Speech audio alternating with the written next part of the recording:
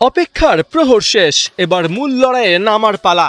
সিঁড়ির মতো যেভাবে ধাপে ধাপে এক একটা চ্যালেঞ্জ জয় করে এসেছে ঋতুপর্ণারা, এবার তাদের সামনে একটাই লক্ষ্য, এশিয়ান মঞ্চে নিজেদের সামর্থ্য দেখানো। দীর্ঘ ভ্রমণ শেষে শুক্রবার মধ্যরাতে এশিয়ান কাপে নিজেদের প্রথম ভেন্যু সিডনিতে পা রাখে বাংলাদেশ। সামনে ইতিহাস গড়ার সুযোগ আছে বলেই হয়তো শারীরিক ক্লান্তি প্লেয়ারদের স্পিরিটে কোনো প্রভাব ফেলতে পারেনি। তাই তো শনিবার সকাল 8:30টায় ভ্যালেন্টাইন স্পোর্টস পার্কে অনুশীলনে নেমে যায় গোটা দল। 26 জন ফুটবলার আর 12 জন কোচিং স্টাফ, সবাই নিজেদের শতভাগ উজাড় করে পরখ করে নেন অস্ট্রেলিয়ার কন্ডিশন। গেল বছর জুলাইয়ে প্রথমবারের মতো নারী এশিয়ান কাপের মূল পর্বে খেলা নিশ্চিত করে আফিদারা।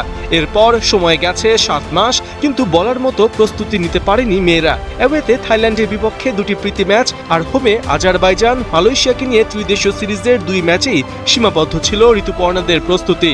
যদিও এই 4 ম্যাচের 4টাতেই তাদের হারতে হয়েছে। এর বাইরে সদ্য শেষ হওয়া নারী ফুটবল লিগ আর ভুটানের লিগেই নিজেদের মতো প্রিপারেশন সেরেছে মেয়েরা। স্বাভাবিকভাবেই এই প্রস্তুতির ঘাটতি নিয়ে কোচ পিটার বাটলার যে সন্তুষ্ট নন তা ঢাকা ছাড়ার আগেই বুঝিয়ে দিয়েছেন। এমনকি সংশয় প্রকাশও করেছেন বাফুফের কর্তারা ফুটবল আদৌ কতটা বোঝেন। 1 মার্চ অস্ট্রেলিয়ার পার্থে উঠতে যাচ্ছে নারী এশিয়ান কাপের পর্দা। 5 ভেন্যুর মধ্যে বাংলাদেশ গ্রুপ পর্বের 2টি ম্যাচ খেলবে সিডনিতে আর একটা পার্থে। 3রা মার্চ প্রথম ম্যাচেই বাংলাদেশের প্রতিপক্ষ ডিফেন্ডিং চ্যাম্পিয়ন চীন। সিডনিতে প্রথম দিনের ট্রেনিং শেষে গোলকিপার কোচ মাসুদ আহমেদ জানিয়েছেন দলের ফিটনেস আপডেট। আজকে সকালে 8টা থেকে 10টা পর্যন্ত আমাদের ট্রেনিং সেশনটা কমপ্লিট করলাম।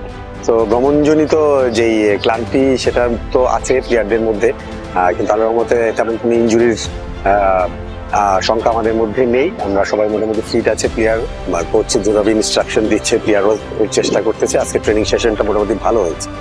ভ্যালেন্টাইন স্পোর্টস পার্কের ফ্যাসিলিটিস নিয়েও বাংলাদেশ দলের নেই কোনো অভিযোগ। এখন ম্যাচের আগে যে 10 দিন হাতে আছে তার মধ্যেই কন্ডিশনের সাথে নিজেদের মানিয়ে নেয় একমাত্র টার্গেট।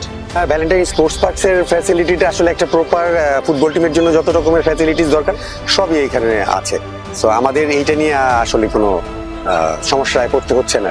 আমরা চেষ্টা করছি এখন ওয়েদারের সাথে মানিয়ে নেওয়ার জন্য। আপাত দৃষ্টিতে এশিয়ান কাপের মূল পর্বে খেলা বাংলাদেশের জন্য বিরাট অর্জন মনে হলেও এতে আত্মতুষ্টিতে ভোগার সুযোগ নেই। কেননা এই টুর্নামেন্টের ফলাফলের ওপরই নির্ভর করছে বাংলাদেশের অলিম্পিক আর বিশ্বকাপ ভাগ্য।